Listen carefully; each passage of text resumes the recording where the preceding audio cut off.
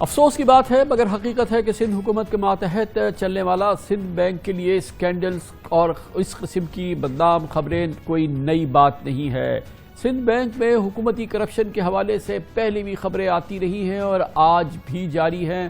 واضح طور پہ لگتا ہے کہ سندھ بینک کی کرپٹ مافیا باز نہیں آئی ہے۔ اب حیدرآباد سکھر موٹر وے پروجیکٹ کے فنڈ ہتھیانے کے سکینڈل میں بھی سندھ بینک کا کلیدی کردار کھل کے سامنے آیا ہے۔ M6 پروجیکٹ سے متعلق لوٹ مار میں سندھ بینک نے حصہ لیا ہے کہ اس کے اہلکاروں نے بظاہر اس کا ایک بڑا کلیدی کردار تھا۔ مقدمے کے مطابق منصوبے کے لیے وفاق نے بینک میں 4 ارب روپے جمع کرائے، جس میں سے 2 ارب 14 کروڑ روپے سندھ بینک انتظامیہ نے قانون اور قواعد کی دھجیاں بکھیرتے ہوئے ڈپٹی کمشنر مٹیاری کے حوالے کر دیے۔ بینک کسی پوچھ گچھ اور چیک بیلنس کو خاطر میں نہیں لایا۔ کیس کی انکوائری رپورٹ بتاتی ہے کہ اسٹیٹ بینک آف پاکستان کی بینکوں کو جاری ہدایات کے مطابق کوئی بھی سرکاری اکاؤنٹ متعلقہ محکمے کی انتظامیہ اور وزارت خزانہ کی منظوری کے بغیر نہیں کھولا جا سکتا تھا، لیکن سندھ بینک مٹیاری برانچ نے ان احکامات کے برخلاف لینڈ ایکوزیشن آفیسر مٹیاری کے نام نہ صرف اکاؤنٹ کھول دیا بلکہ صارفین کی نشاندہی کے بغیر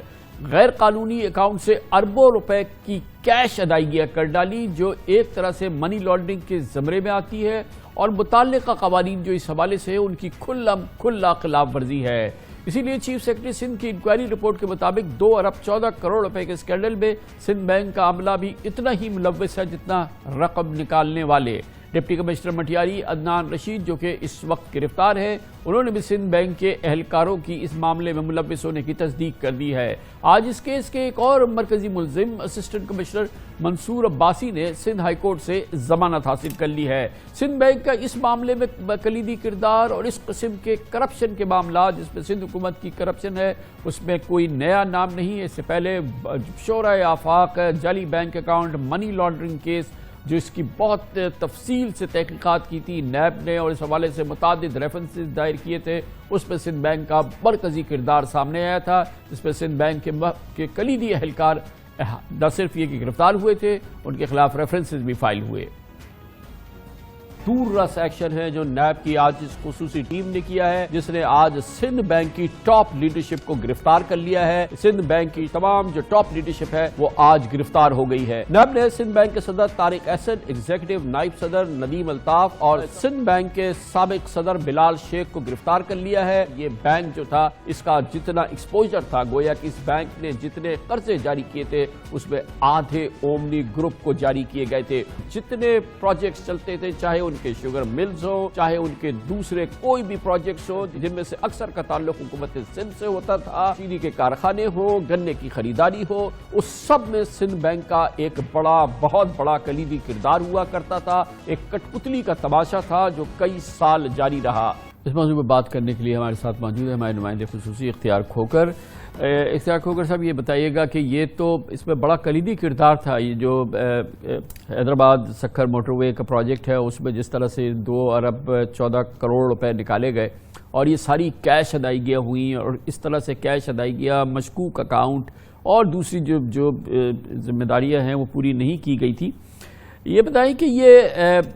آج اس سلسلے میں کیا ڈیولپمنٹ ہوئی ہے کہ سندھ بینک کے اہلکاروں کو شامل تفتیش کیا گیا ہے، وہاں کوئی گرفتاریاں ہوئی ہیں؟ جی خان صاحب، سندھ بینک کا عملہ جو ہے وہ تو شامل تفتیش ہے، بلکہ ان کا جو ایریا مینیجر ہیں تابش شاہ، وہ اس مقدمے کے ایک اہم ملزم ہیں، وہ نامینیٹ ہیں FIR میں، اور اس کے علاوہ اس کے بینک کے جو ایریا مینیجر ہیں ان کو بھی شامل میر محمد اس کو بھی شامل تفتیش کیا گیا ہے۔ اور اس کے علاوہ بینک کا جو دوسرا عملہ ہے، کیونکہ یہ اس میں بینک کا اس طرح کردار زیادہ اہم ہے کہ جب ایک تو انہوں نے اکاؤنٹ جو کھولا، کرنٹ اکاؤنٹ سے سیونگ اکاؤنٹ میں رقم منتقل کی، حالانکہ یہ سرکاری پیسے ہیں وہ کرنٹ اکاؤنٹ سے سیونگ اکاؤنٹ میں نہیں آ سکتی۔ وہ ڈپٹی کمشنر نے سیونگ اکاؤنٹ کھولا اور اس میں انہوں نے 4 ارب روپے منتقل کرائے، تو بینک نے یہ کسی سے ان سے نہیں پوچھا کہ یہ سرکاری رقم آپ اپنے ڈپٹی کمشنر کے سیونگ اکاؤنٹ میں کیسے منتقل کرتے ہیں، اور نہ ہی اوپر کسی کو رپورٹ کیا۔ اور اس کے علاوہ سب سے بڑی جو بات ہوئی کہ جب بھی بینک سے کوئی بھی ادائیگی ہوتی ہے تو اس میں ادائیگی کرنے والے کا شناختی کارڈ رکھا جاتا ہے یا اس کا بایو میٹرک ہوتی ہے، لیکن یہ کروڑوں روپے کی، اربوں روپے کی ادائیگیاں بغیر کسی شناخت کے، کوئی بایو میٹرک